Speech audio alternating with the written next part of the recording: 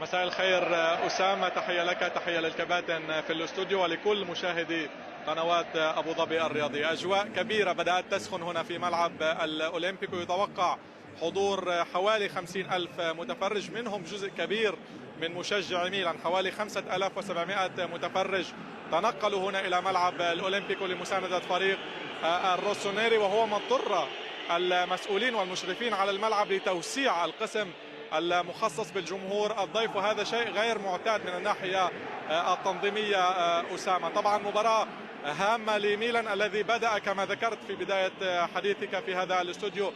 رحلة المنافسة على المركز الثاني بعد أن خسر تماما فرصة للسباق على اللقب، وبالتالي ميلان يريد التأهل لبطولة كأس السوبر الإيطالية من بوابة الحصول على المركز الثاني، وأيضا الفوز ببطولة اليوروبا ليج التي يلعب مباراة هامة فيها أمام فريق براغ يوم الخميس القادم. طبعا في المقابل فريق لاتسيو يمر بظروف صعبة، ظروف من عدم الاستقرار، خسر في المباراة الماضية أمام فريق فيورنتينا، ودخل أيضا في جدل إعلامي كان بين الرئيس والمدرب، ولكن أيضا الجمهور حاضر، الجمهور يريد مساندة الفريق. ساري اليوم أسامة يجري مجموعة من التغييرات على التشكيلة الأساسية، وهو ما يوضح أن المدرب يفكر بشكل واضح بمباراة بايرن ميونخ التي ستلعب إن شاء الله